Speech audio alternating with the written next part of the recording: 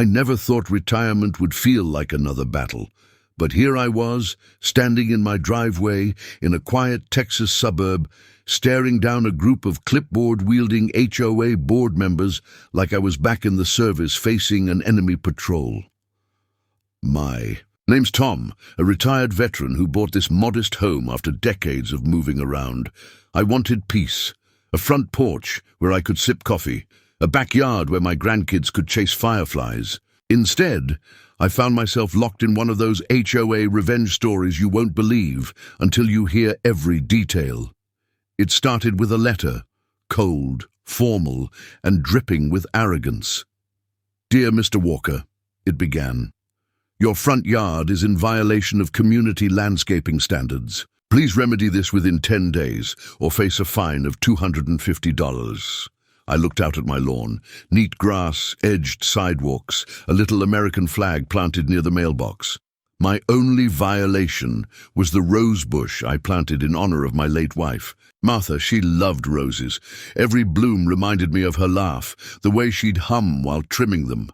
And now the HOA wanted it gone.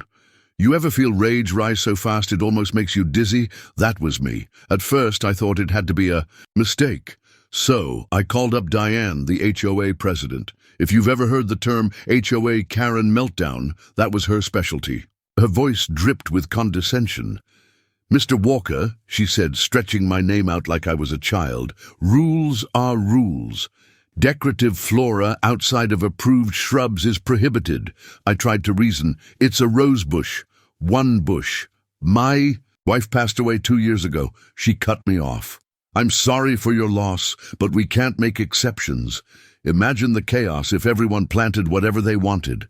Chaos? From roses? I hung up before my temper broke. But that night I sat on my porch, staring at those roses glowing under the porch light, and I made myself a promise. I wasn't losing this battle.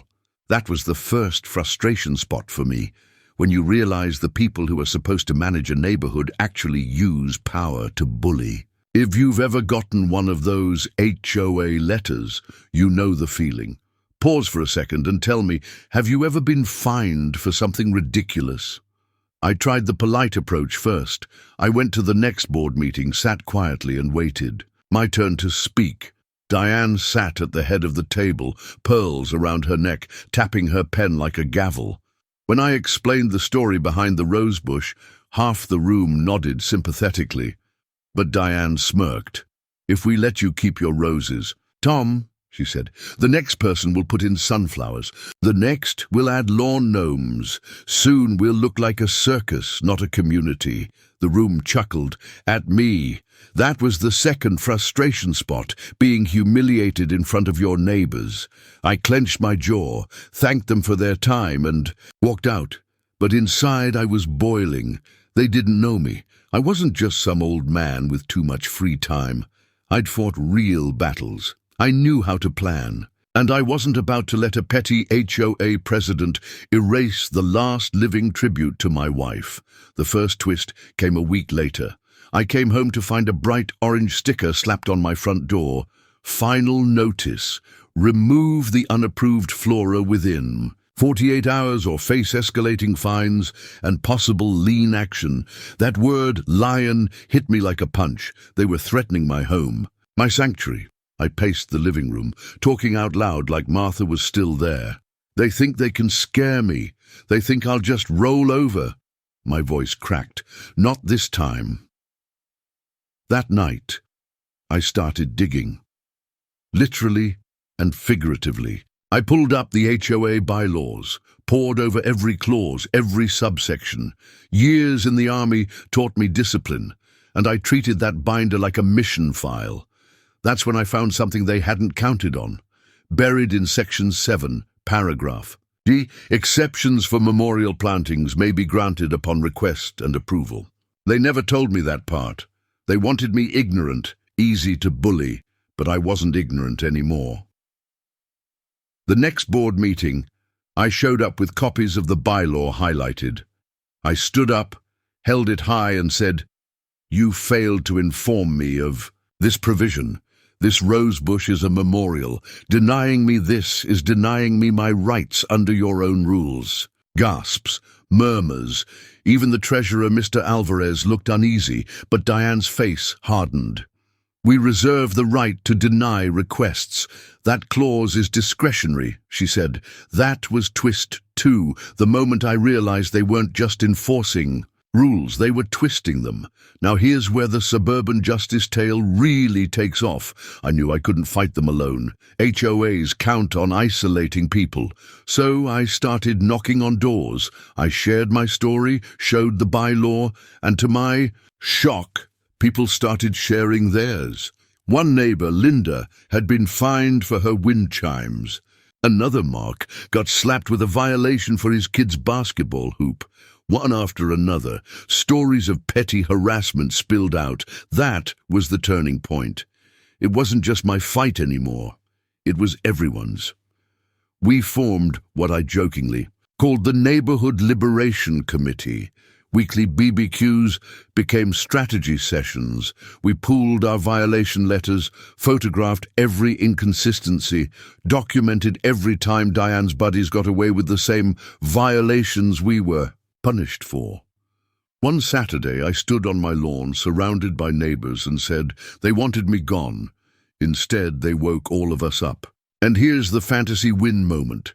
The look on Diane's face when she drove by and saw half the neighborhood in my yard, laughing, organizing, united. She hit the gas like she'd seen a ghost. But we weren't done. Our next move would be bigger, public, impossible to ignore. Pause here for a second. What would you do if your HOA threatened your home over something this small? Would you fight quietly or rally your neighbors like we did? I'll leave you with this cliffhanger. We didn't just plan to save my roses. We planned to save the entire neighborhood from a corrupt board. And when the twist came, the evidence that would shatter their grip on power. It wasn't me who found it. It was the quietest neighbor on the block, and you won't believe what they uncovered. If this made you mad already, smash that like button and tell me in the comments, should shows be banned altogether or just reformed? I had my neighbors on my side now, but I didn't realize just how powerful that unity would become until the quietest man on our street stepped forward. His name was Harold. Retired librarian. Kept to himself, never raised his voice above a whisper. Folks barely knew him beyond the polite wave when he shuffled out to grab his mail. But that Saturday evening, when our Neighborhood Liberation Committee was sitting around folding chairs and grilled hot dogs, Harold cleared his throat and said something that changed the course of this whole HOA revenge story. I kept some records, he muttered. We all looked at him. Records, I asked. He adjusted his glasses. Every notice, every letter, every meeting agenda since 2014. I scanned them, catalogued them. Couldn't help myself. The man had built a private library of HOA documents, every fine, every vote, every change in policy.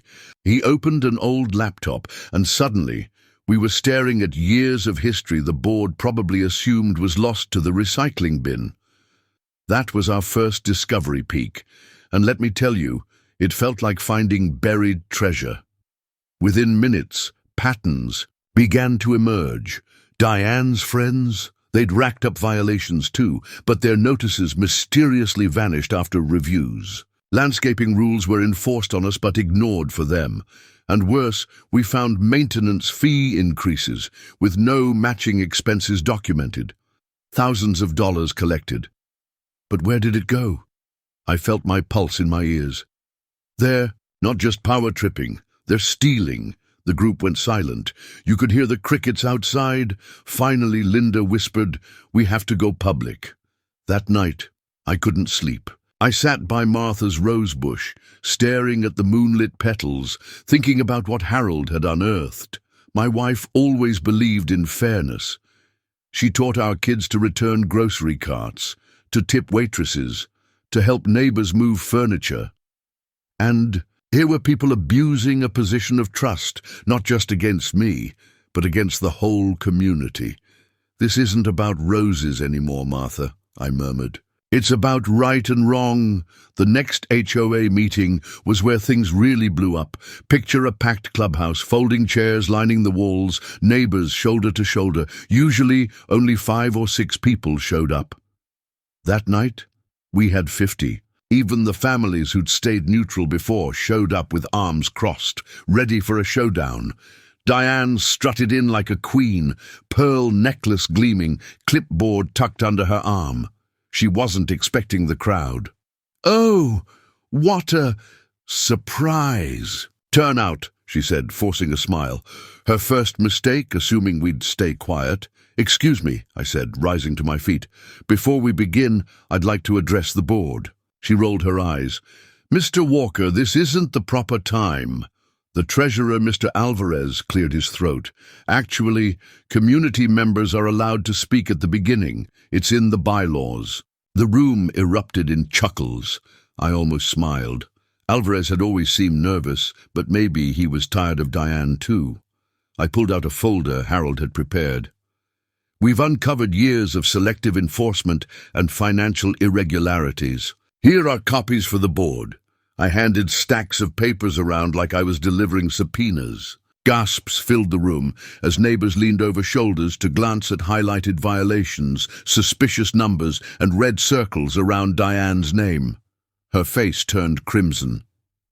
"This is outrageous! You can't just—" "Outrageous," Linda interrupted.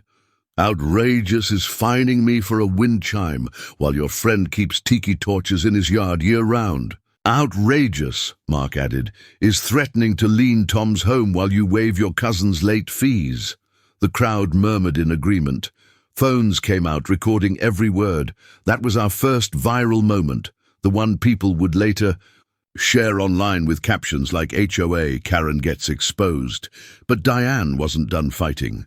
"This is all taken out of context. These records are incomplete." That's when Harold, quiet Harold, spoke up. "They're not incomplete. I have originals. Dated, scanned, and time-stamped. If you want context, I have plenty." The room froze. Diane's jaw literally dropped. That was twist 3, the unassuming neighbor turning into our ace witness.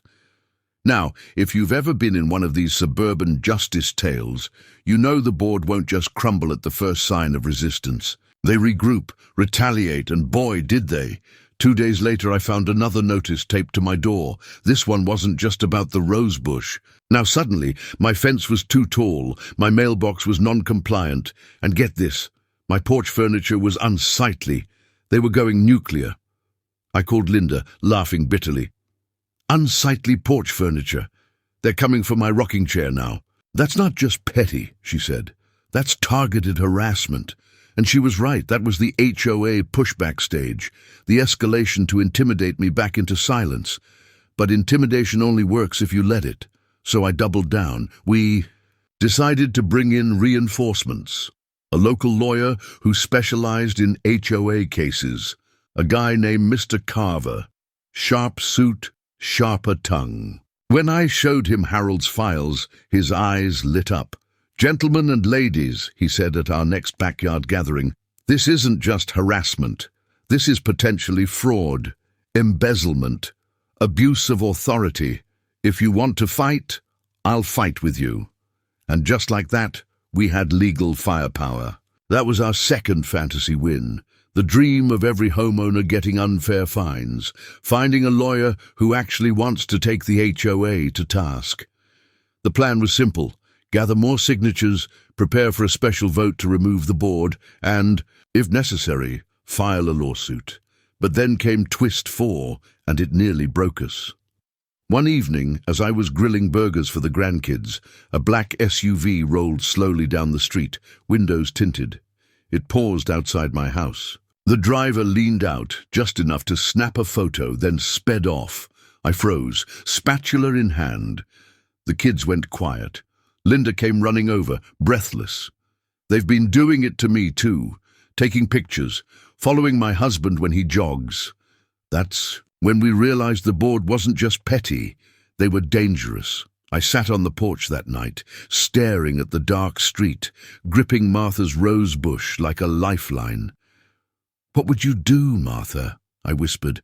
"Would you back down? Or would you stand taller?" In my gut, I knew the answer. I'd faced worse. And if Diane wanted a war, then she'd picked the wrong soldier to push around. But here's where I'll leave you with another cliffhanger. Just when we thought the intimidation would break us, Harold, yes, Harold again, brought out one last file. A file that didn't just show hypocrisy or fines. It showed where the missing money went, and when we saw the name on the checks, the whole neighborhood gasped. You won't believe who was cashing them. If this had your blood boiling, hit that like button and drop a comment. What's worse, petty, fines or financial corruption? When Harold pulled out that last file, it felt like the room tilted. He placed a thick envelope on my dining table, slid it toward me, and whispered, This is what kept me up at night." I opened it slowly. Inside were scans of cancelled checks, all written from the HOA's operating account. The payee line didn't list a landscaper, contractor, or maintenance company. No, these checks went to a single person, and the name printed there made my stomach drop. Diane Simmons, the HOA president herself. The room erupted, neighbors crowded around, voices overlapping in disbelief. She was paying herself. Linda gasped. "This is theft," Mark shouted. Harold nodded, trembling. Over 30 checks, different amounts, all signed off as approved reimbursements. But there's no documentation of expenses in the official reports. I held the papers in my hands, fingers trembling with a mix of fury and triumph. She thought no one was watching, but she forgot the librarian. That was the first evidence drop, the kind of revelation you dream about in every HOA revenge story. Dig, villain's mask slipping, exposing the rot beneath.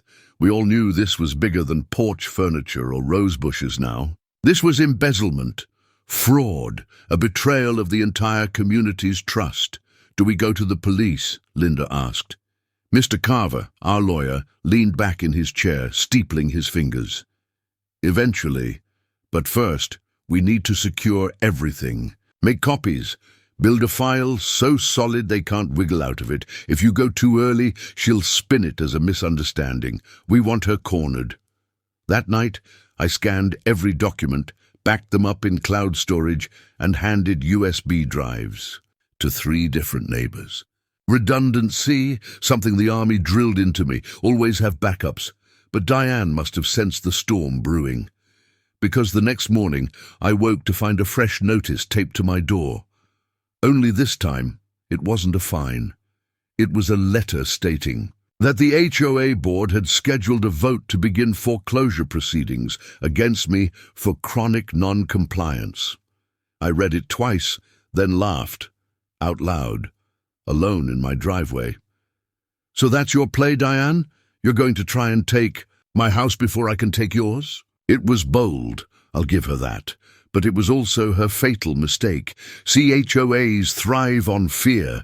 They throw around words like lien and foreclosure because they know most homeowners won't dare fight back. But me? I'd stared down worse enemies. In uniform, Diane Simmons was just another bully with a clipboard. We called an emergency meeting in my backyard. If the neighborhood showed up, folding chairs lined up like a courtroom gallery, I held up the foreclosure notice and let everyone read it. "She's coming for my home because we caught her with her hand in the cookie jar," I said. "If she can do this to me, she can do it to any of you." Murmurs, anger, phones recording again. That was our second viral moment, that they can't take our homes. Speech neighbors later shared online with captions like, "Veteran fights HOA." "Bullies." Mr. Carver stood and addressed the group. "We have enough evidence to file a lawsuit. Fraud, abuse of authority, selective enforcement. If she wants a fight, we'll give her one. In court." Cheers broke out. For the first time, I felt the tide turning. But Diane didn't back down. She doubled her efforts. The next HOA newsletter, mailed to every household, painted me as a disruptive influence. It accused me of spreading misinformation and warned that outside legal counsel threatens to increase community dues. Classic scare tactic, pit neighbor against neighbor, and for a brief, gut-wrenching moment, it worked. At the grocery store, I overheard whispers. Is Tom really costing us more money? At church, a man I'd known for years shook his head and muttered, "Why stir the pot?"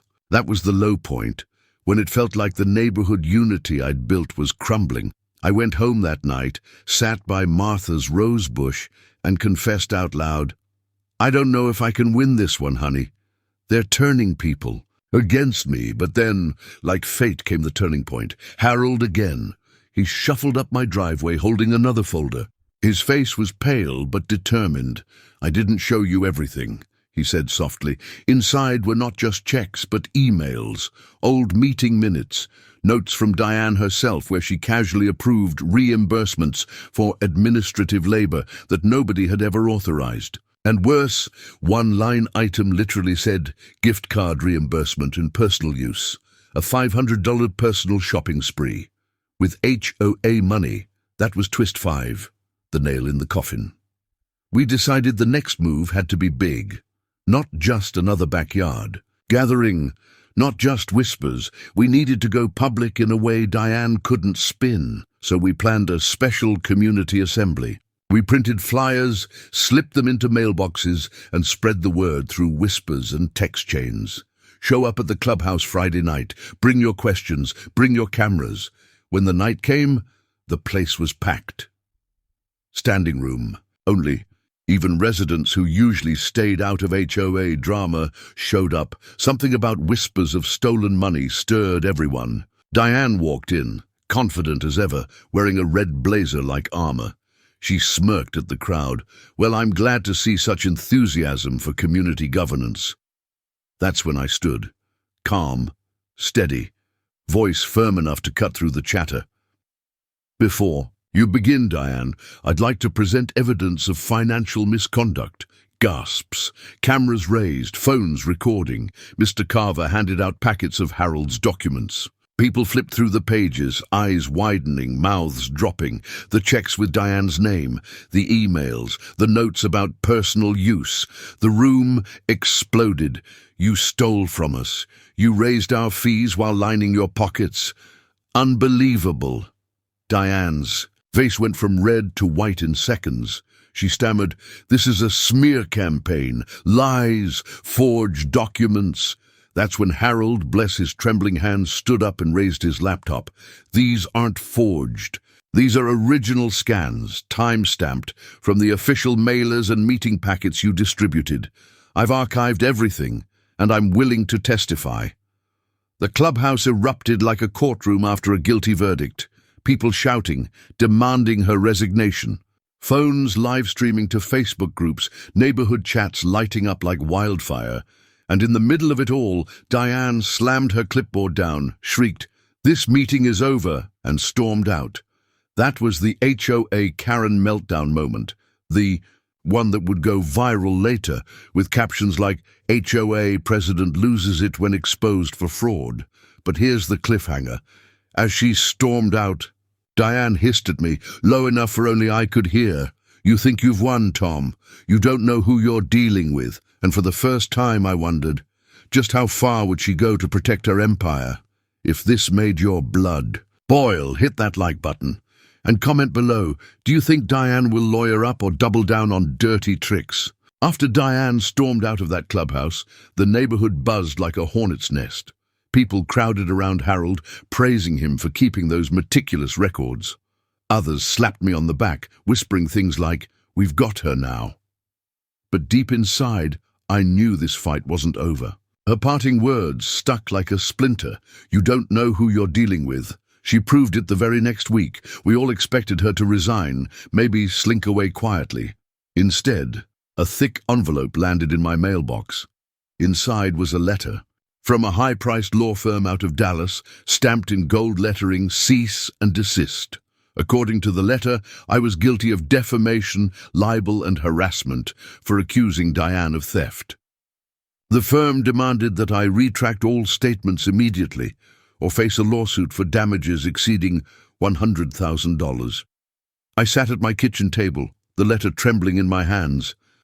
$100,000? I muttered. That's more than I paid for this house 30 years ago. My daughter, visiting with the grandkids, looked at me with wide eyes. Dad, what are you going to do? I took a deep breath, steadied my voice. I didn't serve my country to come home and be bullied by a suburban tyrant. I'm not backing down. That was the first big escalation, the HOA president bringing in lawyers of her own. I called Mr. Carver immediately. He skimmed the letter, chuckled and shook his head. Classic intimidation tactic. They think you'll fold.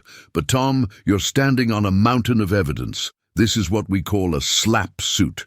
Strategic lawsuit against public participation. They want to drain your wallet and your will, but Texas has anti-slap laws. We can fight this. Hearing that steadied me. But still, the thought gnawed. What if my neighbors lost faith? What if the board used this to scare them back into silence? At the next neighborhood BBQ, I laid the letter on the picnic table for everyone to see. Gasps, curses, shaking heads. Linda slammed her fist down. She thinks she can scare us off with fancy lawyers? Not this time. Mark added, we'll chip in if it comes to that, Tom. You're not alone.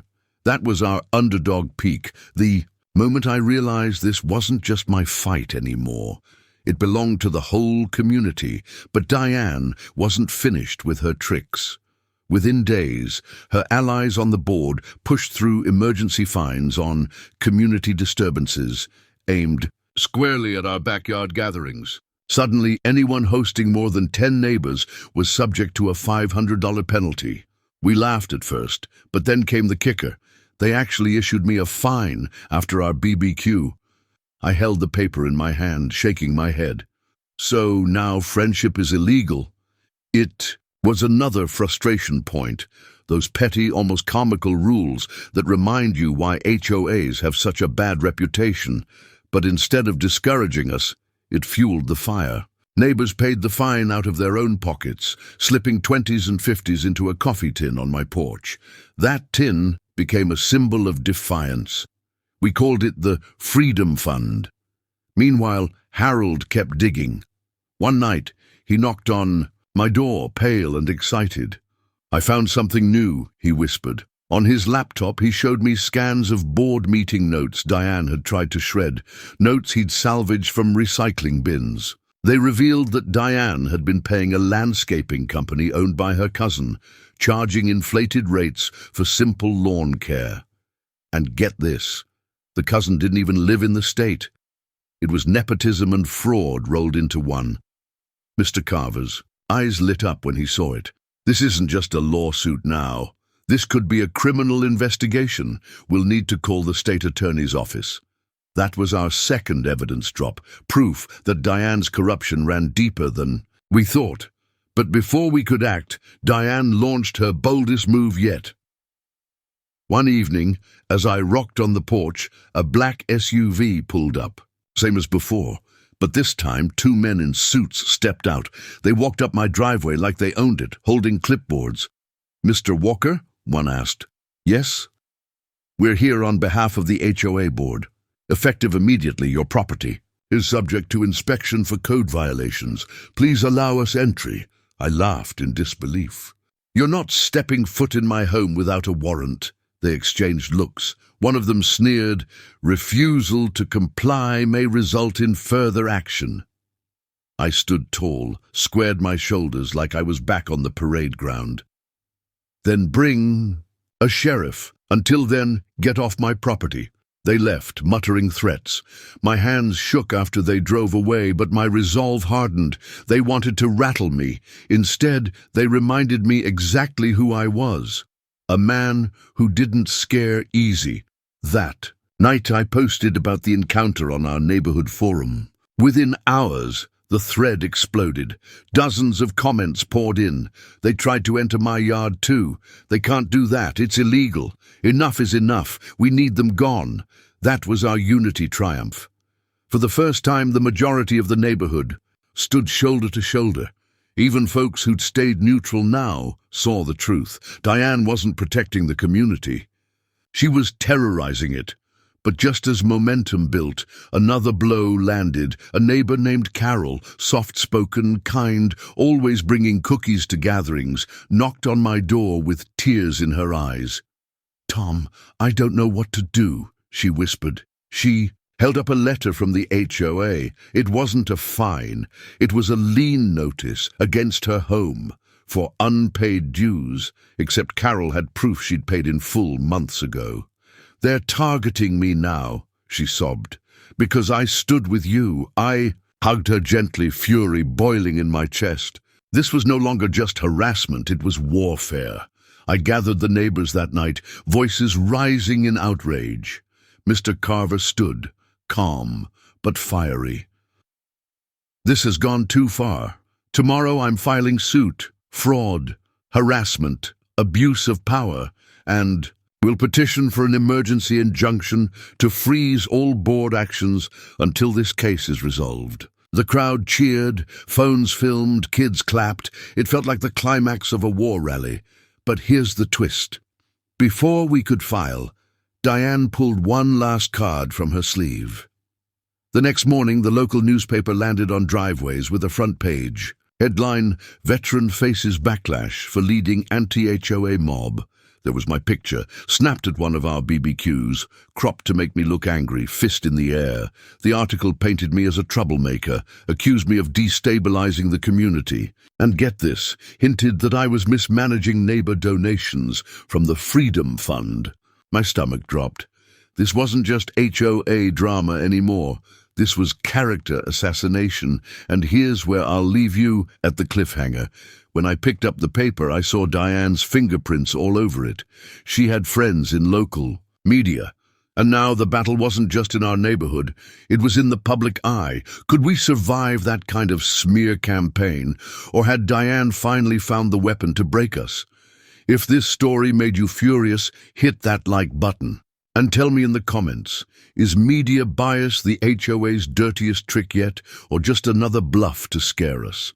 The next few weeks felt like I was living in a pressure cooker.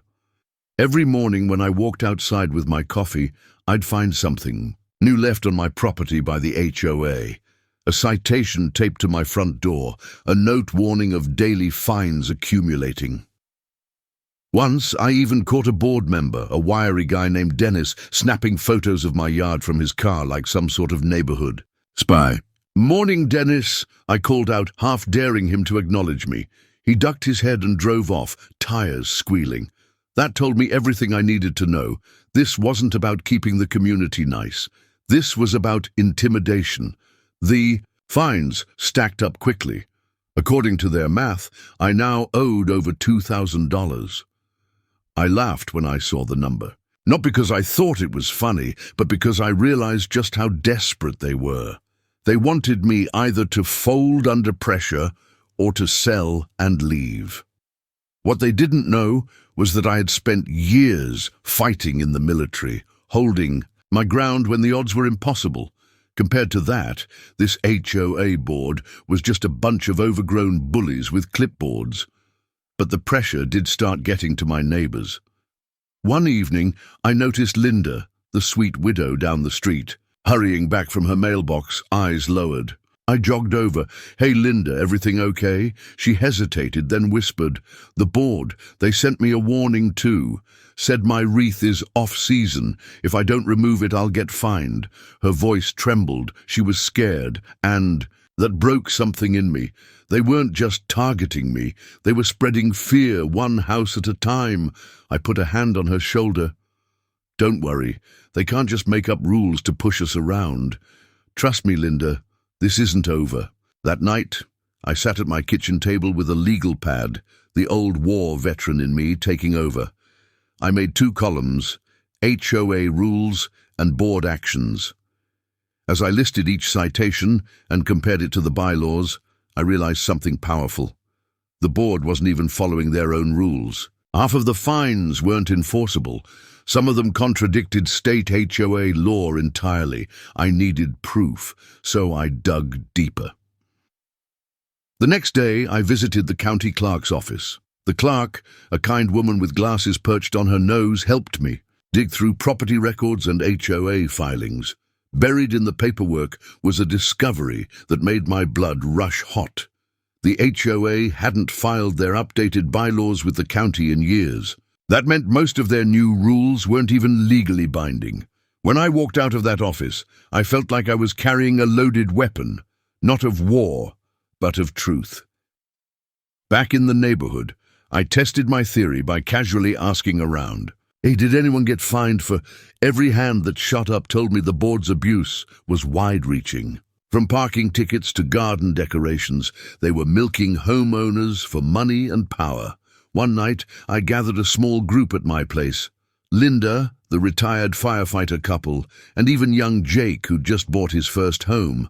We sat in my living room, the air tense but electric. I've got the receipts, I told them, holding up a folder thick with documents. The board is breaking their own bylaws. If we work together, we can stop them. But I can't do it alone. They're hoping we all stay scared. So what do you say? Are you with me? For a moment, silence hung heavy. Then Linda spoke up, voice steady for the first time in weeks. I'm tired of living in fear in my own. Home! I'm in! Jake slammed his fist lightly on the arm of his chair. Me too, let's take them down. The group erupted in agreement. Right there in my modest living room, the seeds of rebellion were planted. As everyone left that night, I stood by the door and watched them walk down the quiet street, their backs straighter, their steps lighter. For the first time since the HOA began their campaign, I felt hope swelling in the neighborhood. But hope comes with risk, and I knew the board would catch wind of our little meeting soon enough. When they did, they wouldn't go quietly. Bring it on, I muttered to myself as I locked the door. This wasn't just about me anymore. This was about all of us, and I was ready for war, the legal kind. It didn't take long for the board to catch wind of our late-night gathering. 2 days later, I received a thick envelope taped to my door. Inside was a final notice of delinquency, stating that if I didn't pay my outstanding balance of nearly $3,000, the HOA would initiate foreclosure proceedings. Foreclosure. Over made-up fines. I stood on my porch, the paper trembling slightly in my hand, not from fear, but from fury. They weren't bluffing anymore. They were escalating. Later that evening, as if on cue, an HOA emergency meeting notice appeared in everyone's mailbox. The subject line was bolded: Homeowner non-compliance threatening community standards. No names were listed, but everyone knew who they were talking about. That night, I walked to the clubhouse, head held high. When I entered, the board was already seated at the front table like a tribunal. Karen sat in the middle, her lips pressed so tightly they almost disappeared. "Thank you for joining us," she said, in a voice dripping with false courtesy. "This meeting concerns a homeowner who has repeatedly violated our community standards and refuses to cooperate. Such behavior jeopardizes property values for everyone." Her eyes locked on me. The crowd of neighbors shifted uncomfortably in their seats. I let her finish her speech, then slowly rose to my feet. "Funny thing, Karen, you're talking about community standards, but according to county records, half your rules aren't even enforceable because you never filed your updated bylaws." The room went silent, heads turned, a few jaws dropped. I held up my folder of evidence. You can't threaten foreclosure based on rules that don't legally exist. And if you want to drag this into court, I'll be more than happy to let a judge take a look at how this board has been operating. Karen's face flushed crimson. That is not relevant to this meeting." "It's absolutely relevant," I shot back. "You've been fining residents illegally, you've harassed people into silence, and tonight you tried to make me the villain. But the real threat to property values isn't me. It's this board abusing its power." A murmur spread across the room. Neighbors exchanged looks. For the first time, I saw doubt crack through the board's facade of authority. Then Linda, sweet, quiet Linda, stood up from the back row. Her voice trembled, but she spoke loud enough for everyone to hear. "He's right. They fined me for..." A wreath on my door. Said it was seasonally inappropriate. I paid it because I was scared. Another neighbor chimed in. They fined me for parking my truck in my own driveway. Said it wasn't aesthetic. Voices rose one after another until the room buzzed with collective frustration. Karen banged her gavel, shouting, "Order! Order! This meeting is not for open discussion." But it was too late. The crowd had tasted the truth. The board no longer looked like leaders. They looked like cornered bullies. I let the noise settle before speaking again, calm and steady. We don't have to live like this.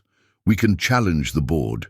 We can demand transparency. And if they refuse, we can vote them out. The room erupted in applause. Karen tried to regain control, but the tide had turned. Neighbors who once whispered in fear were now speaking boldly. And the board, for the first time, looked powerless. As I walked out of that meeting, several people clapped me on the back, thanking me for standing up. Linda even hugged me, tears in her eyes. But I knew this wasn't the end. The board wouldn't give up their power so easily. In fact, as I stepped into the cool night air, I caught Karen glaring at me from the clubhouse window. Her eyes were sharp, her smile thin and cold. That was her warning shot. The real battle was only just beginning. The very next morning, I woke to the sound of a tow truck outside my house. At first, I thought it was coincidence, but when I stepped outside and saw my neighbor's pickup being hauled away, the truth became painfully clear. The HOA had declared his vehicle non-compliant. They hadn't even given him notice. The board was flexing its power, sending a warning not just to me, but to anyone thinking of siding with me. By afternoon, 3 neighbors who had spoken up the night before received violation notices in their mailboxes. Linda called me in tears. They fined me $200 for my porch light, said it's too bright. I clenched my jaw. Karen was retaliating, not just against me, but against anyone who dared to stand up. That evening, I sat at my kitchen table, reviewing my notes, when I noticed a car slowly cruising past my house. Not once, not twice, but 4 times Karen's silver SUV. She wasn't even subtle anymore. She wanted me to know she was watching, but intimidation only works if you're afraid. And I was past fear.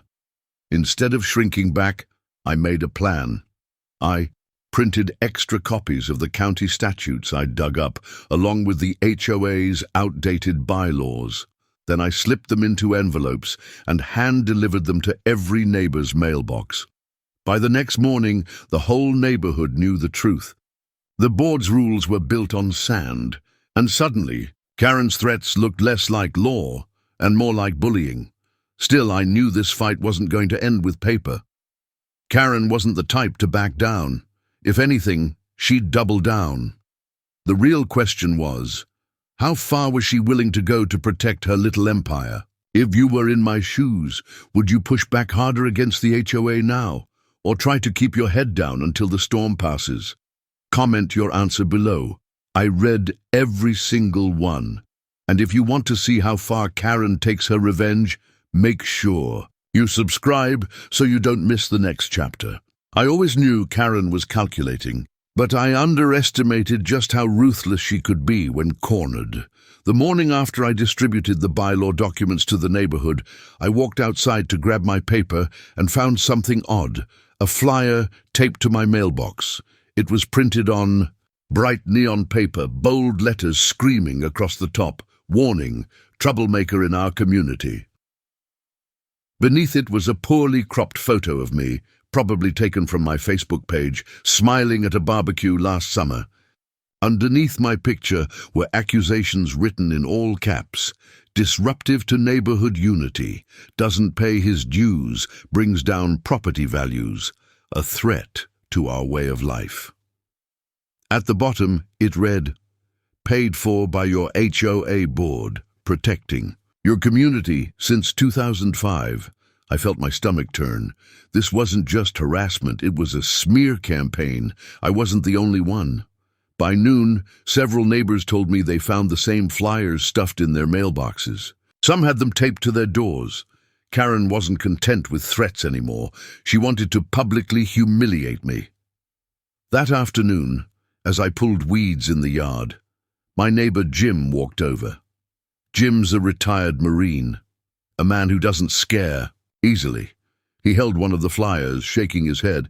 "They've lost their damn minds," he said. "This is straight-up defamation. You thinking about suing?" I sighed. "I'm thinking about it, Jim. But you know what happens if I file? Too early. They'll paint me as the guy trying to bankrupt the HOA. I need to let them hang themselves a little more before I drag this to court." Jim gave me a knowing grin. "Smart. Just don't let 'em break you down." That evening, I decided to attend the HOA's so-called community meeting. When I walked in, the clubhouse was unusually crowded, packed with people who normally never showed up.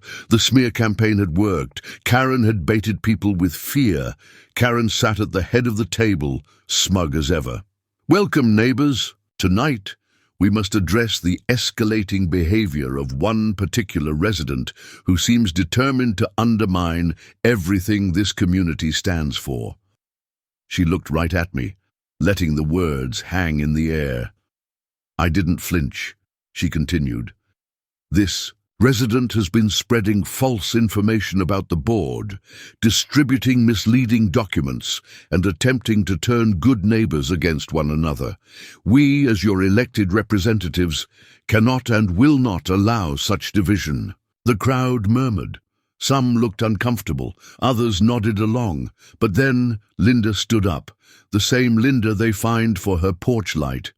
"Karen," she said, her voice quivering at first, but growing stronger with every word. "Everything he said was true. I looked up the county records myself. You've been fining us illegally. You're not protecting the community, you're exploiting it." Gasps filled the room. Karen slammed her gavel. "Out of order!" But Linda didn't sit down. She looked around the room, meeting neighbors' eyes. "How many of you have been fined for nonsense rules, for wreaths, for porch colors, for trucks in driveways?" Hands went up, slowly at first, then more and more until nearly half the room had arms raised. Karen's face paled. I took the chance. I rose from my seat, holding up the same stack of papers I'd delivered to every mailbox. "The board has been operating without legal authority. These fines, they don't hold up in court. And this flyer," I held up the neon smear, "that's not leadership, that's desperation." A rumble of agreement swept through the room. Some neighbors started shouting questions directly at the board. "Why are we paying dues if they're mismanaging everything? Where's the financial transparency?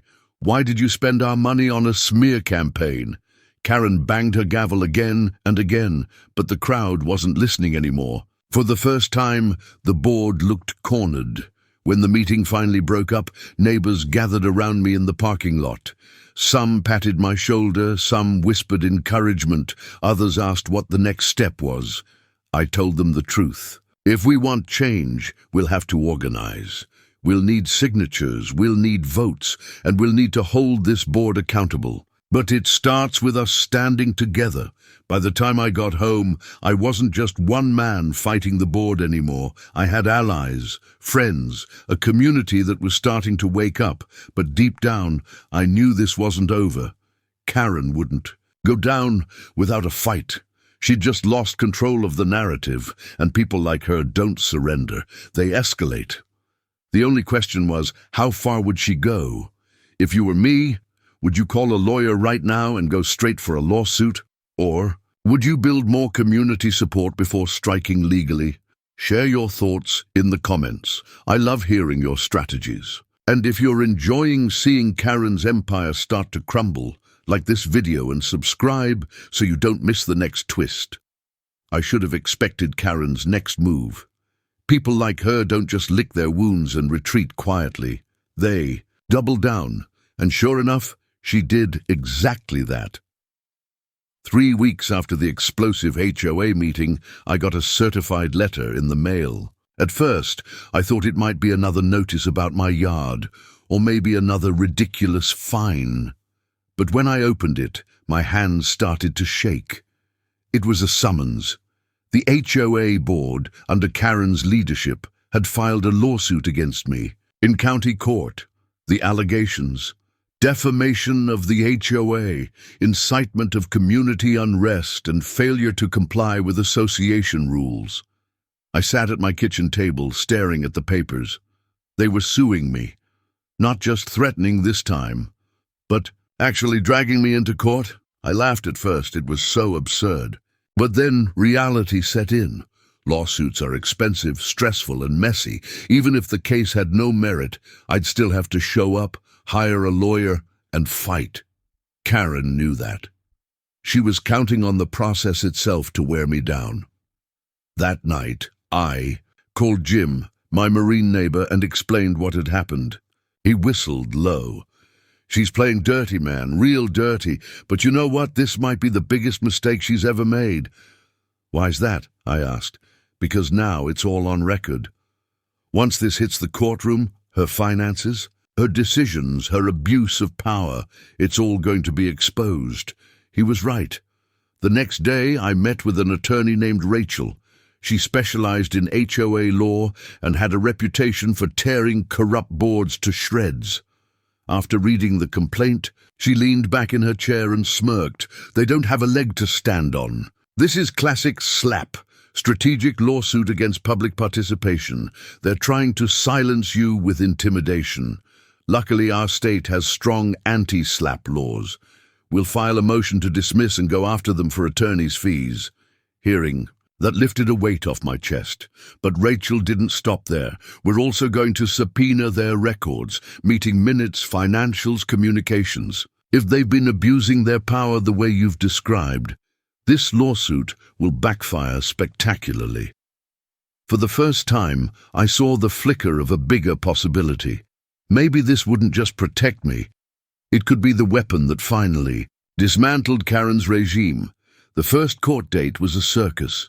Karen showed up in a power suit, flanked by two board members who looked like they'd rather be anywhere else. She strutted into the courtroom as if she owned the place. I walked in with Rachel, calm and steady. The judge, a no-nonsense man with sharp glasses and a voice like gravel, opened the session. Karen's attorney, a slick guy in a shiny tie, started his argument. "Your Honor, the defendant has engaged in a campaign of lies, distributing slanderous material, and attempting to destabilize a lawful association. His actions have caused irreparable harm to property values and community cohesion." Rachel stood. "Your Honor, not only are these claims baseless, but the plaintiff has failed to demonstrate any evidence of damages. This is nothing more than an attempt to silence a resident exercising his right to speak out about unlawful practices. Furthermore, under state statute, she laid out the anti-SLAP law in detail, citing precedents, case law, and examples." The judge listened intently.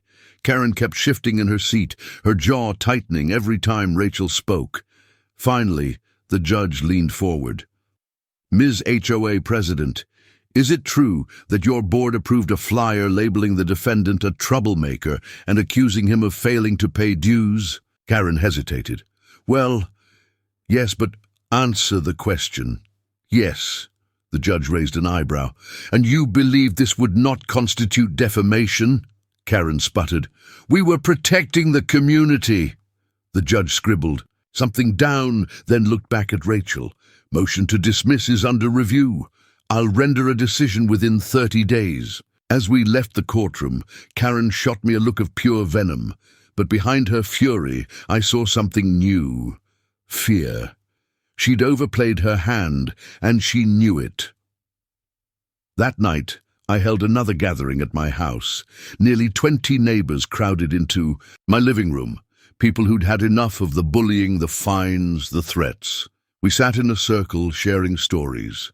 Linda talked about the porch light fine. Jim talked about his flagpole dispute. Another woman explained how the board had threatened foreclosure over late dues that she'd actually paid on time. The stories piled up one after another, painting a picture of an HOA run not by leaders, but by tyrants. When it was my turn, I told them about the lawsuit. Gasps went around the room, but instead of fear, I saw something else in their eyes: determination. "Then we fight back," Linda said firmly. "We're not just defending one house, we're defending all of us. We made a plan. If the lawsuit got dismissed, we'd immediately push for a recall election to remove Karen and her cronies. And this time, the whole neighborhood would be ready." As the night wound down, I stood at my window looking out at the quiet street. The same cul-de-sac where kids rode bikes, where families hosted barbecues, where neighbors used to wave at each other without fear. Karen wanted to turn it into her kingdom. But this wasn't her street. It was ours, and we were done being ruled. If your HOA president sued you just to silence you, would you fight back in court or settle quietly to avoid the stress? Drop your answer in the comments. I read everyone. And if you want to see how this lawsuit backfires on Karen, hit that like button and subscribe so you don't miss Chapter 10. 30 days. That's how long we had to wait for the judge's decision. It doesn't sound like much on paper, but when your home, your reputation, and your peace of mind are on the line, every single day feels like a month.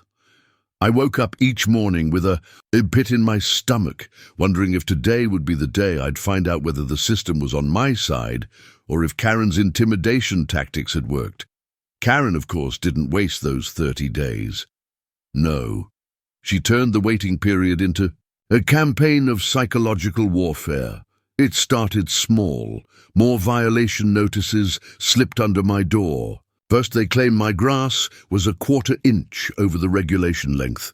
Then my trash bin had been visible from the street for more than 18 minutes after pickup. 18 minutes. They actually logged the time. Each notice came with a fine, and each fine came with a threat. Failure to pay may result in lien or foreclosure, but the nastiest part wasn't the fines themselves. It was the whispers. At the grocery store, I overheard a neighbor muttering, "That's the guy who's getting sued by the HOA." When I waved at a couple walking their dog, they turned their heads and pretended not to see me. Karen had poisoned the well. Some neighbors were loyal, yes, but others were afraid. Fear makes people choose sides they wouldn't normally take.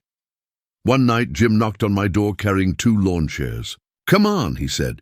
"Let's sit outside, let her see us. She feeds on fear, and I'll be damned if we're going to hide in our own houses." We sat out there under the stars, sipping beers, and watched Karen march up and down the street, barking orders to anyone who'd listen. Her face pinched tighter every time she glanced in our direction. "She's losing control," Jim said, leaning back. "You can see it in her eyes. She knows she went too far." I wanted to believe that. But then came the board meeting. I walked into the clubhouse that Thursday night with Rachel's words echoing in my head. "Stay calm, stay collected. They want you rattled." Karen stood at the podium like a queen addressing her subjects.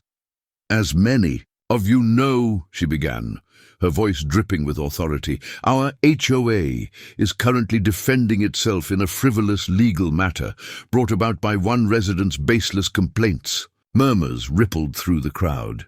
She continued, "We are committed to protecting property values and maintaining the standards of this community, no matter the cost." I raised my hand. "Excuse me, since when does the board have the authority to spend association funds on personal lawsuits?" Karen froze, just for a second, then regained her composure. "The board has acted within its rights. Our bylaws—" Rachel, who had come as my guest, leaned over and whispered, "She's digging her own grave." After the meeting, 3 different neighbors pulled me aside. Quietly, almost nervously, they said the same thing. "We're with you. We're tired of her." The cracks were showing. And then, on the 29th day, the letter came. It was from the county court. My hands shook as I tore it open, scanning for the words I'd been desperate to see. There it was. Motion to dismiss. Granted. Not only that, but the court had ruled the HOA must reimburse me for legal fees. I nearly collapsed from relief. Karen had tried to use the system to crush me, and instead the system had turned back on her. That evening, I walked over to Jim's house and handed him the letter. He read it twice, then let out a booming laugh that echoed down the block. "We're just getting started," he said, and he was right, because the dismissal wasn't the end. It was the beginning. The next morning, flyers appeared in every mailbox, but this time they weren't from Karen, they were from us. Special meeting, recall vote of HOA board. We had the signatures, more than enough to trigger a recall. Election under the bylaws, and word spread fast. For every person Karen had scared into silence, there were two more who were ready to take their neighborhood back. Karen, of course, didn't go quietly. She called an emergency board meeting, tried to claim the recall petition was invalid, and even accused me of forging signatures. But the evidence was airtight. The county registrar verified the names. She couldn't wiggle out. The recall was set for 3 weeks later. Those 3 weeks felt like a campaign trail straight out of politics. Karen knocked on doors, making promises she never intended to keep, while whispering poison about me behind closed doors. Meanwhile, we organized. We held backyard barbecues where neighbors could ask questions. We printed out copies of the financial discrepancies Rachel's subpoena had uncovered, lavish maintenance fees that suspiciously aligned with Karen's spa memberships, and landscaping upgrades at her own house. The more people saw, the angrier they became. Still, the air was thick with tension. Karen wasn't going down without a fight. The night before the recall vote, I couldn't sleep. I sat on my porch, listening to the crickets, wondering if I'd pushed this too far. What if people were too afraid to vote against her? What if Karen found some last-minute trick? At midnight, my phone buzzed. It was Linda. "Don't you dare doubt yourself," she said firmly. "Tomorrow, we show her this isn't her kingdom. It's our community." I smiled, finally able to breathe. Tomorrow would decide everything. If you were in this neighborhood, would you be brave enough to sign the recall petition against Karen, or would you keep your head down and wait for the storm to pass? Tell me in the comments what you would do. And if you want to see the explosive recall vote and Karen's downfall, make sure to smash that like button and subscribe. The next chapter is where everything comes to a head. The day of the recall vote dawned. Heavy and tense, as if the entire neighborhood was holding its breath. When I stepped outside, the street was unusually quiet. No kids on bikes, no dogs barking, just neighbors shuffling to their mailboxes or cars, heads bent low, pretending they weren't watching one another.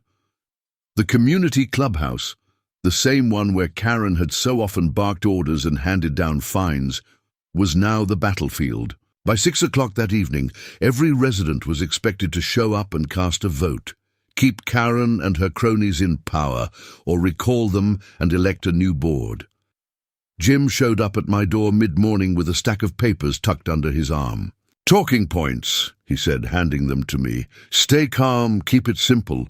We don't need speeches. We need the truth."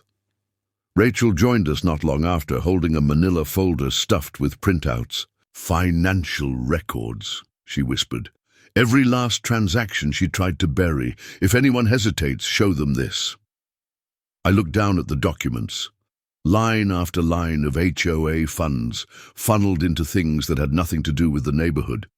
A luxury spa package, new marble countertops delivered to Karen's address. Even a landscaping invoice that matched the fresh flower beds in her yard. Evidence. Proof. But proof only matters if people are willing to see it. By the time evening rolled, around the clubhouse parking lot was jammed. Trucks, minivans, sedans, they spilled into the street, lining the curbs. Inside, the tension was so thick you could taste it. The air hummed with whispered conversations, nervous laughter, and the occasional sharp glance toward Karen, who stood at the front of the room, flanked by her loyalists. She wore a bright red blazer, the kind of color that screamed authority. Her smile was wide, too wide, painted on, brittle around the edges. "Thank you all for coming," she began, tapping the microphone. "Before we proceed, I want to remind everyone that this recall effort is nothing more than a personal vendetta. a dangerous distraction from the real work of preserving our property values. I stood near the back with Jim and Rachel, arms crossed. She was playing her part well, confident, polished, motherly even. For a moment I saw heads nodding. Doubt flickered in the crowd. Jim nudged me. "Time to fight back." I stepped forward, my heart pounding. The mic felt heavy in my hand. "Neighbors," I began, trying to keep my voice steady. "This isn't about vendettas. This is about trust. We trusted the board to manage our money, and this is how they spent it." I held up the printouts, the numbers glaring under the fluorescent lights. Gasps rippled through the crowd as I read off item after item. Thousands of dollars for a spa membership, marble counters delivered to Karen's house, landscaping that never touched our common areas, but sure made her yard look nice. Karen cut in, her voice sharp. "Lies, fabrications." Rachel stood, calm as a surgeon. "These were obtained through a legal subpoena. Every charge is documented. These aren't lies, they're facts."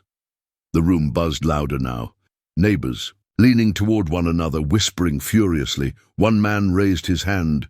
"Is this why our dues went up last year?" Another woman added, "My husband got fined for having his truck parked in the driveway, while Karen's son leaves his broken down car on the curb for months." "Enough is enough." Karen's mask cracked. She pounded the podium. "You people don't understand how hard this job is. Everything I do for this community." But her words fell flat. The dam had broken. The recall vote began. Each resident lined up one by one to cast their ballot into a sealed box at the front of the room. I watched faces as they passed. Some grim with determination, others avoiding eye contact, as though afraid Karen might burn them with a single glare. Karen's loyalists huddled near the front, whispering. Her husband sat stiff as a statue, jaw clenched. Jim leaned over to me. "She knows it's slipping." When the last ballot dropped into the box, the room fell silent. 2 volunteers were chosen to count, neither aligned with me nor Karen. They carried the box into the side office, the door closing behind them. Those next 20 minutes felt like hours. Karen paced the front of the room, muttering to her cronies. I sat with Jim and Rachel, my palms sweating, heart drumming so loud I thought everyone could hear it. Finally, the office door creaked open. The volunteers emerged holding the tally sheets. By a vote of 58 to 21, one of them announced, "The current board is hereby recalled." The room erupted, cheers, applause, even a few tears of relief. People hugged one another, slapped backs, shook hands. Karen stood frozen at the podium, her red blazer suddenly looking like a target instead of armor.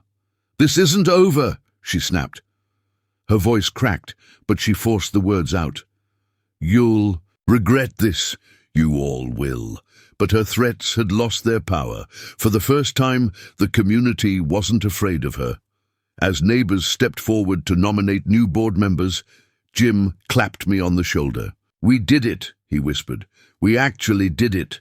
Rachel smiled softly. "No, they did it, the people. You just gave them the courage to act." I looked around the room, faces once tense with fear, now lit with hope.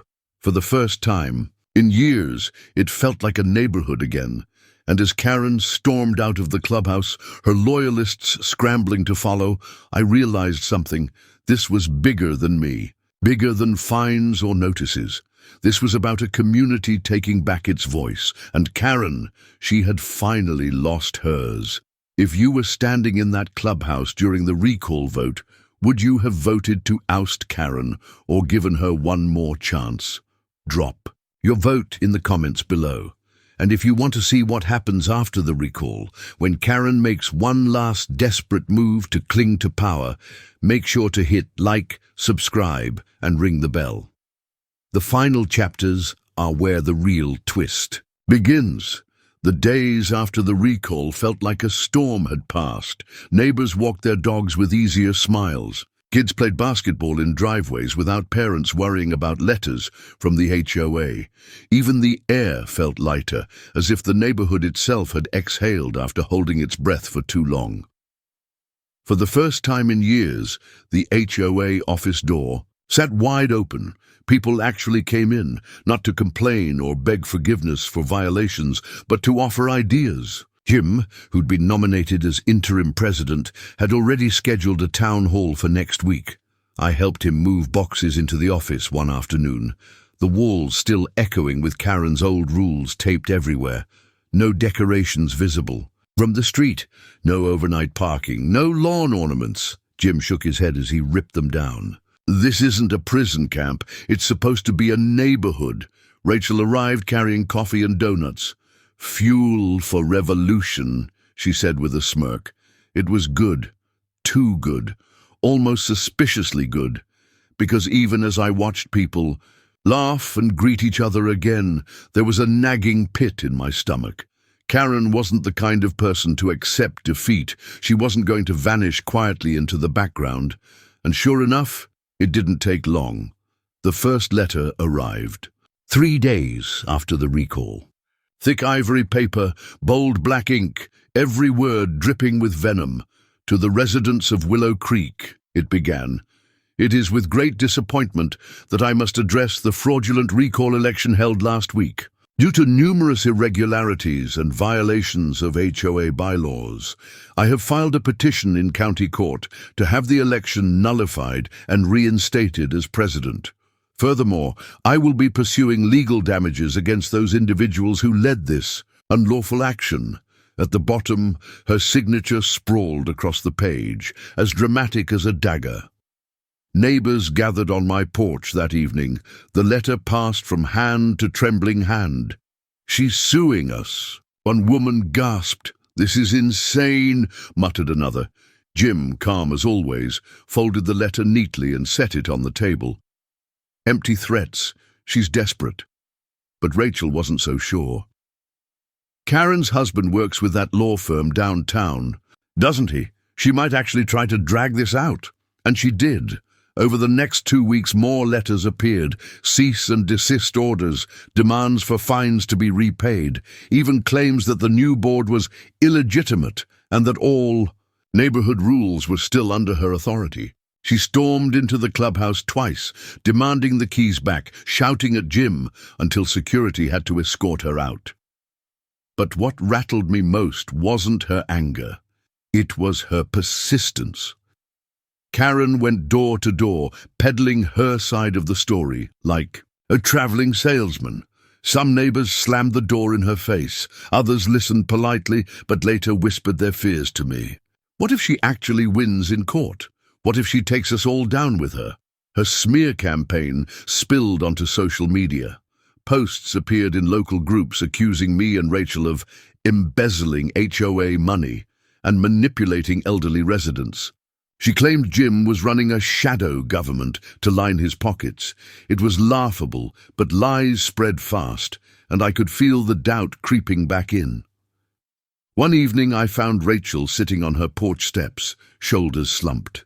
"It's never going to end, is it?" she murmured. "She's going to poison everything until people give up." I sat beside her. "She thrives on fear. That's all she has left. If we stand together, she can't win." But saying it was easier than believing it. A week later, a notice arrived from the county courthouse. Karen had officially filed suit against the HOA. The hearing was scheduled for next month. The community buzzed with panic.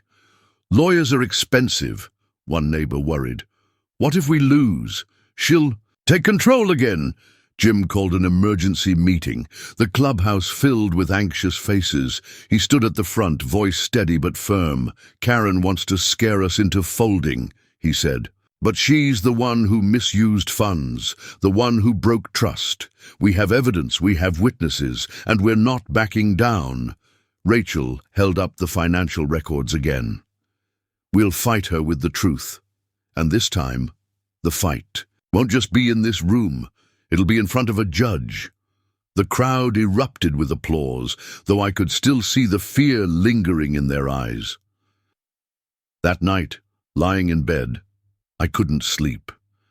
I kept imagining Karen sitting in her house, blinds drawn, plotting her comeback. She wasn't fighting for the neighborhood anymore. She was fighting for herself, for control, for pride, and pride is a dangerous thing to corner. The recall had been our first battle. The courtroom would be the war. If your HOA president tried to overturn a recall by dragging the entire neighborhood into court, would you fight back or try to settle quietly to avoid the drama? Comment below with what you would do. And don't forget to like, subscribe, and ring the bell, because in the next chapter, the courtroom showdown with Karen begins. And trust me, you won't want to miss how the judge reacts when the truth finally comes out. The day of the hearing arrived like a storm cloud hanging over Willow Creek. The courthouse sat in the center of town, its tall white columns looming like watchful eyes. I parked my truck early, nerves twisting in my gut. Rachel and Jim were already waiting by the steps, both dressed sharper than I'd ever seen. Jim wore a suit that looked like it hadn't left the closet in years, while Rachel carried a folder so thick it seemed to weigh her down. Neighbors trickled in behind us, whispering, clutching coffee cups, offering shaky smiles. We weren't just attending a legal proceeding. We were defending our freedom from a tyrant, and then she arrived.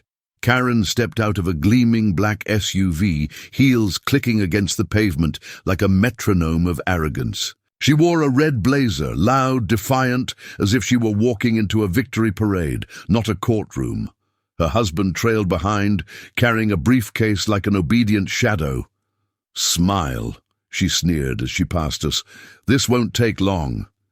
Inside, the courtroom smelled of polished wood and nerves. The judge, a grey-haired man with weary eyes, took his seat at the bench. We rose, sat, and the battle began. Karen's attorney, a slick fellow with a too-bright tie, launched into opening statements. "This recall election was nothing more than a sham," he declared, his voice booming. "My client, Mrs. Thompson, has served honorably as HOA president for years. She was unlawfully removed by a mob led by individuals with personal vendettas." He gestured toward us with a flourish. I felt Rachel stiffen beside me. "Our evidence will show," he continued, "that this so-called recall was conducted in violation of bylaws, with forged votes, intimidation tactics, and illegal use of HOA funds." Karen sat behind him, chin high, eyes locked on me like daggers. Then it was our turn. Jim rose, his hands steady on the podium. He didn't have a lawyer, couldn't afford one, but he had truth. And truth, in his voice, carried more weight than any slick tie ever could. "Your Honor," he began, his tone calm but unwavering, "this case is not about bylaws or paperwork. It's about abuse of power. It's about a president who fined neighbors for flowers, who threatened families with foreclosure, who took thousands of dollars from our HOA account and used it for personal expenses. We have records, we have testimony, and we have a community that finally said, 'Enough.'" He glanced back at us, his eyes softening. "The recall was fair, it was transparent, it was necessary." The judge nodded, expression unreadable. "Proceed." The testimonies began. First up was Rachel. She approached the stand, placed her hand on the Bible, and swore to tell the truth. I could see her jaw tighten, but her voice rang clear. She presented the financial records, the missing funds, the unauthorized purchases, the checks written out to businesses tied to Karen's husband. The judge leaned forward, brows knitting as she spoke. Karen's lawyer leapt up, objecting at every turn. "Speculation! Irrelevant! Improper foundation!" But the judge, to my relief, overruled most of them. When Rachel finished, the room buzzed. Karen shifted in her seat, her confident mask cracking. Then came the neighbors. One by one, they told their stories. The retired veteran, who was fined for leaving his flag up overnight. The young couple threatened with foreclosure over Christmas decorations. The widow charged $500 for planting roses. Each testimony painted the same picture, a reign of fear, a woman who wielded power like a weapon. Finally, it was my turn. I took the stand, palms sweating, heart pounding. I recounted how Karen had stood, on my porch, waving papers, threatening to seize my home over a shed I built with my own 2 hands. I told the judge how she intimidated Rachel at meetings, how she tried to silence anyone who questioned her authority. She forgot this is a neighborhood, not a kingdom, I said softly. We didn't want to fight her, but we had no choice. When I stepped down, Karen's lawyer called her to the stand. She walked with the grace of someone still convinced she was untouchable. Her voice dripped with practiced charm as she spoke. I only ever wanted what was best for Willow Creek. Structure, order, safety. If some residents couldn't handle the rules, that's not my fault. Her lawyer guided her carefully, painting her as a misunderstood leader. But under cross-examination, cracks widened. Mrs. Thompson, Jim asked, did you or did you not authorize payments from the HOA account to your husband's business? She hesitated. Those were legitimate services. For landscaping. Jim pressed, even though we already had a landscaping contract with another company. Her face flushed. She stammered, tried to redirect, but the judge held up a hand. Answer the question. Yes, she muttered finally. The room gasped. It was the beginning of the end. Jim pressed further, and her temper began to flare. She snapped at him, raised her voice at the judge, insisted the neighbors were all liars. This community wouldn't even exist without me, she shouted at one point, eyes blazing. They're ungrateful, traitors. The judge banged his gavel. For silence, but the damage was done. Her mask had slipped, and everyone saw the Karen beneath. After hours of testimony, evidence, and fiery exchanges, the judge called a recess. When he returned, his voice carried the weight of finality. I have reviewed the testimony and evidence. Presented, he said. It is clear that the recall election was conducted fairly, and Mrs. Thompson was rightfully removed from her position. Furthermore, the evidence of financial misconduct is troubling and will be referred to the district attorney for further review. He looked directly at Karen. This case is dismissed. The gavel fell, sharp and final. The courtroom erupted. In gasps, whispers, even a few cheers. Karen sat frozen, face pale, hands clutching the table. For the first time she looked small. No red blazer, no arrogance, just a woman whose power had crumbled. Rachel squeezed my hand. Jim exhaled a long, shaky breath. The war was over, or at least this battle was, because as Karen stormed out of the courtroom, muttering under her breath, I knew one thing for certain. She wasn't finished with us yet. If you were sitting in that courtroom and heard the judge dismiss Karen's case, would you feel relief? Or would you worry she still had more tricks up her sleeve? Comment below with how you think Karen will strike back next. Don't forget to like, subscribe, and ring the bell, because the fallout from this courtroom defeat is about to shake Willow Creek in ways no one expected. I never thought I'd see the day when I walked into an HOA meeting not as the man under fire, but as the one holding the torch. That January evening was one of the coldest on record in our little Texas suburb, but you'd never have guessed it from the heat in the room. The clubhouse was overflowing, chairs scraping across the floor, as neighbors pressed in shoulder to shoulder. Even the standing room area along the walls was packed with residents who'd grown tired of the board's bullying. I took my usual seat in the second row, but this time it wasn't to sit quietly and endure. No. This time, I was waiting for the fireworks. The President Marjorie waltzed in late, her oversized fur coat brushing against people's knees as she strutted toward the podium. She barely glanced at anyone, like we were beneath her. The rest of the board trailed behind, their expressions stiff, aware of the storm brewing. Meeting will come to order, she barked, slamming the gavel harder than usual. But the room didn't fall silent the way it normally did. Murmurs continued, people whispering, neighbors shaking their heads. I could feel the shift, like the entire neighborhood had finally reached its breaking point. The first item on the agenda was delinquent dues. I knew they meant me, even though I had all my paperwork showing my payments were current. Sure, enough. Marjorie straightened her notes and sneered.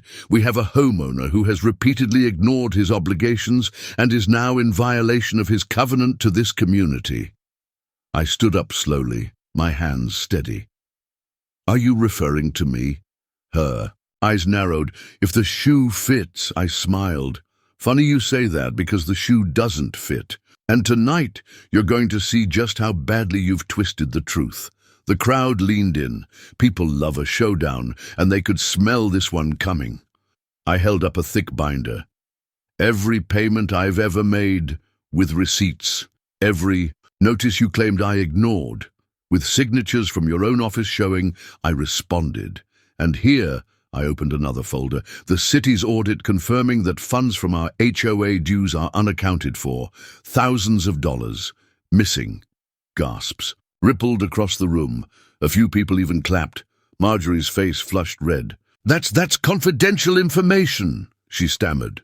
"No," I said firmly, my voice rising. "That's our money, this community's money. And you've been using it to fund your little power trips while threatening to take people's homes. Not anymore." The room erupted. Neighbors began shouting, demanding answers. The other board members shifted uncomfortably, avoiding eye contact. One even muttered, "I told you this would come out, Marge." And then came the twist I'll never forget. From the back of the room, a tall man in a grey suit stepped forward. He looked out of place, polished, professional, clipboard in hand. "My name is Thomas Reed. I'm with the State Regulatory Office. We've received multiple complaints regarding this HOA, and after reviewing the documents Mr. Henderson provided," he nodded at me, "we've launched a full investigation." You could have heard a pin drop. Marjorie's jaw actually fell open. An older neighbor shouted, "About time!" and laughter broke through the tension. Thomas continued, "For tonight, I'm advising this board to suspend all enforcement actions until our review is complete. That means no fines, no threats, and no foreclosure actions." My knees nearly buckled with relief. It felt like the entire weight of their harassment had lifted in a single breath.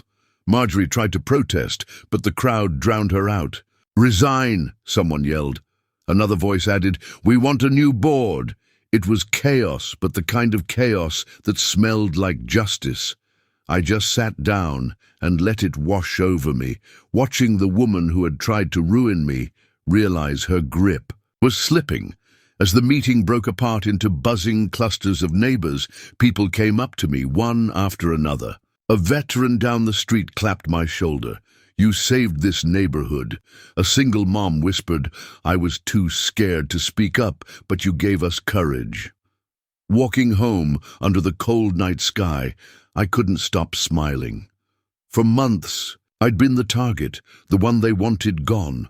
But now I was the rallying point, and the board knew their days of unchecked power were numbered. Still, I knew better than to relax.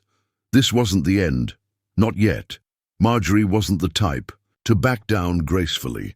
She'd fight tooth and nail, dragging everyone through the mud if it meant saving face. And that meant the real battle was only beginning. As I unlocked my front door, I muttered to myself, "You wanted me gone, Marjorie. Well, guess what? I'm not going anywhere."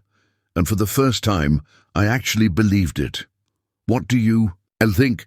Should HOA boards lose all power once financial misconduct is uncovered, or should they get a second chance under new leadership?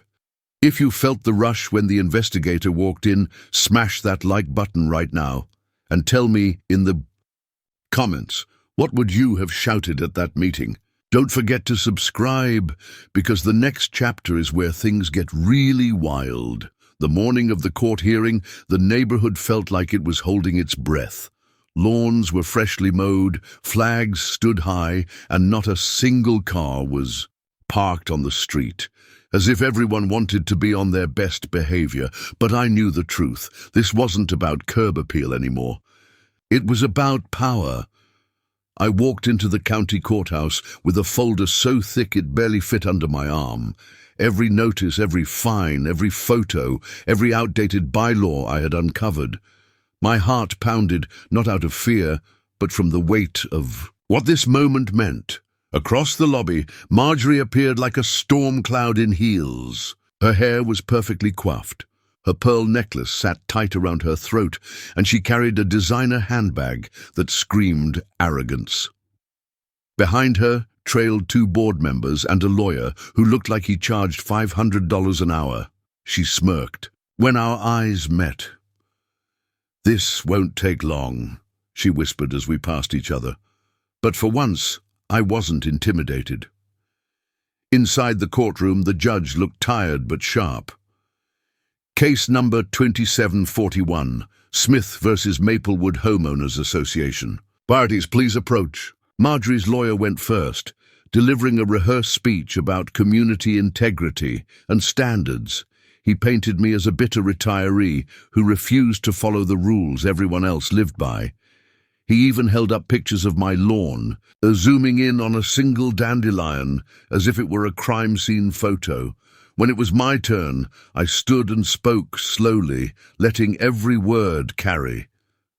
"Your Honor, this isn't about a dandelion. This is about power abused by people who were supposed to serve their neighbors." I handed over the binder. Inside was everything: the retaliatory fines, the intimidation tactics, the bylaws that hadn't been updated in 20 years, the financial records I'd requested showing misused HOA funds, even the security camera still of Marjorie's SUV circling my house late at night.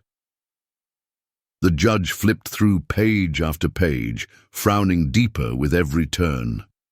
Marjorie shifted in her seat. For the first time since this nightmare began, I saw cracks in her confidence. Then came the moment that silenced the entire courtroom. I produced a letter, an anonymous note I had received from a former board treasurer who had since moved away. It revealed how Marjorie had been funneling HOA funds into maintenance contracts with a company secretly owned by her cousin. Inflated invoices, ghost work, thousands of dollars. "Your Honor," I said, my voice steady, "this isn't about weeds. This is about fraud." The judge's gavel hit the bench like thunder. "Enough!" Marjorie's lawyer tried to object, but the judge cut him off. "This association has overstepped its authority. Mr. Smith, your fines are nullified. Furthermore, given the evidence of financial misconduct, I am ordering a full audit of the Maplewood HOA." Gasps filled the courtroom. Neighbors who had come to watch sat up straighter. Some even clapped before the bailiff told them to quiet down. Marjorie's face turned crimson. She sputtered, "You can't do this. I run this community." The judge's eyes narrowed. "Not anymore. Effective immediately. You are removed from your position as HOA president pending investigation." It was over. Just like that. Outside, the sun felt warmer than it had in months. Neighbors gathered around me, shaking my hand, patting my shoulder, thanking me. Linda hugged me so tight, I thought she'd crack a rib. "You did it," she whispered, tears in her eyes. But I corrected her. "No, we did it. Every person who spoke up, every person who refused to be bullied. This is our victory." In the weeks that followed, the HOA was restructured. Fair elections were held. New board members, actual neighbors who cared about the community, took their seats. Fines were reduced, rules were clarified, and for the first time in years, the neighborhood felt like a neighborhood again. As for Marjorie, the audit uncovered even more mismanagement than we thought. Last I heard, she was facing both civil lawsuits and a state investigation. The woman who once terrorized us all was now drowning in her own lies. I went back to my garden, planting flowers without fear of a violation notice. My porch light stayed on, my flag flew high, and when I looked around Maplewood, I no longer saw a battlefield. I saw home.